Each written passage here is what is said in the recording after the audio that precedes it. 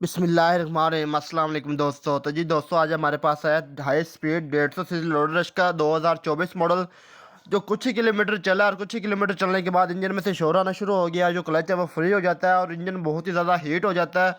तो वो किस फॉल्ट की वजह से होता है उसके बारे में आज आपको मुकम्मल डिटेल देंगे। ये फॉल्ट आपकी गाड़ी को भी हो सकता है, तो जी तो ये फॉल्ट आप अपनी गाड़ी का दूर कर सकते हैं। फॉल्ट को दूर करने के लिए आपको साइड कवर खोलना पड़ेगा। साइड कवर अपने 8 नंबर के टी हैंडल की मदद से आपने साइड कवर को खोल लेना। गाड़ी जोर लगाना बंद कर देती है और गाड़ी की इंजन में से हीट होना शुरू हो जाता है। तो वो फॉल्ट होता है दोस्तों क्लच प्लेट का। जिस टाइम पे क्लच प्लेट ख़राब हो जाती है या और क्लच प्लेट ख़राब क्यों होती है, किस फॉल्ट की वजह से होती है और 2024 मॉडल की क्लच प्लेट क्यों जल्दी ख़राब हो जाती है, उसके बारे में आपको डिटेल देंगे।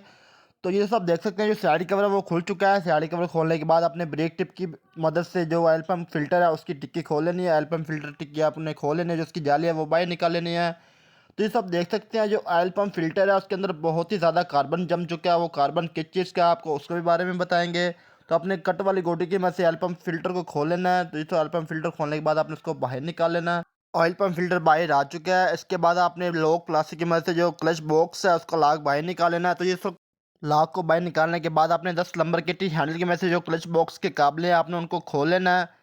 क्लच बॉक्स के काबले खोलने के बाद आपने जो क्लच आपने टिक्की को बाहर निकाल लेना है। टिक्की को बाहर निकालने के बाद आपने जो स्प्रिंग है क्लच बॉक्स के उनको भी बाहर निकाल लेना है। तो ये दोस्तों क्लच बॉक्स खुल चुका है और आप देख सकते हैं जो क्लच बॉक्स है वो तकरीबन ठीक है और इसकी जो क्लच प्लेट और प्रेशर प्लेट आपने वो चेक कर लेनी है। तो ये दोस्तों आप देख सकते हैं जो क्लच प्लेट है वो बिल्कुल डैमेज हो चुकी है। जो उसका ऊपर से फाइबर है वो बिल्कुल उड़ चुका है। तो ये दोस्तों ये क्लच प्लेट किस फॉल्ट की वजह से ख़राब होती है उसकी भी आपको डिटेल देंगे। क्या ये क्लच प्लेट जोर लगाने से ख़राब होती है या मोबाइल की वजह से ख़राब होती है। तो जी दोस्तों, जो इसका मेन फॉल्ट होता है वो क्लच बॉक्स के अंदर ही होता है, जिसकी वजह से ये क्लच प्लेट ख़राब हो जाती है और ये फॉल्ट 2024 मॉडल के अंदर आ रहा है।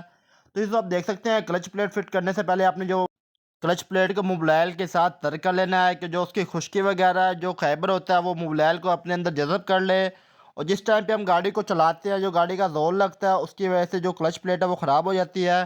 तो जैसे जो मेन फॉल्ट है वो क्लच हाउसिंग के अंदर भी होता है। जो क्लच हाउसिंग होता है उसके अंदर सुराख नहीं होते हैं और जो मोबाइल है वो क्लच प्लेट के पास नहीं पहुंचता, तो जिसकी वजह से गाड़ी का ज़ोर लगता है और क्लच प्लेट खुश्क हो जाती है और क्लच प्लेट ज़ोर लगाना छोड़ देती है और जिसकी वजह से वो ख़राब हो जाती है।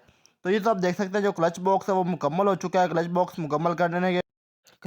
को मुकम्मल करने के बाद जो क्लच वाली बड़ी गरारी है आपने उसके अंदर रख के क्लच प्लेट को सीधा कर लेना है। तो ये तो इसके अंदर सीधा करने का आपको ये फ़ायदा होगा, जिस टाइम पे अपने क्लच बॉक्स को इंजन के अंदर फिट करना है तो आपको आसानी होगी, मुश्किल नहीं होगी।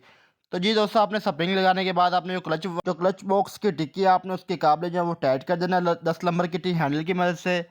तो ये तो देख सकते हैं, जो क्लच बॉक्स है वो मुकम्मल हो चुका है और मुकम्मल करने के बाद अब बारी आ जाती है इंजन के अंदर फिट करने की।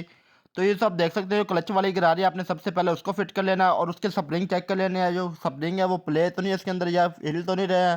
जो स्प्रिंग वाली गिरारी के स्प्रिंग है जो रिप्टे हैं वो ढीली हो। तो जी दोस्तों, जिस टाइम पे आपने गाड़ी चलानी है और गाड़ी के साइड में से शोर आएगा और आवाज़ें आनी शुरू हो जाएंगी। तो जी दोस्तों, क्लच वाली बड़ी गिरारी फिट करने के बाद आपने कट वाली वाशर फिट कर देनी है। क्लच वाली वाशल फिट करने के बाद आपने जी दोस्तों जो क्लच बॉक्स है आपने उसको क्लच वाली बड़ी गिरारी के अंदर फिट कर देना है और उसके बाद उसका जो लाग है आपने वो लाग लगा देना है। लाग लगाने के बाद बारी आ जाती है ऑयल पंप फिल्टर की। अपने फ़िल्टर को लगा देना है। फ़िल्टर को लगाने के बाद आपने उसकी वाशर लगा देनी है और कट वाली गोटी की मदद से आपने उसको अच्छे से टाइट कर देना। ऑयल पंप फिल्टर को गोटी राड की मदद से टाइट करने के बाद तो जी दोस्तों बारी आ जाती है ऑयल पंप फिल्टर टिक्की की। तो आपने टिक्की से पहले जो ऑयल पंप फिल्टर की जाली है आपने वो लगा लेनी है।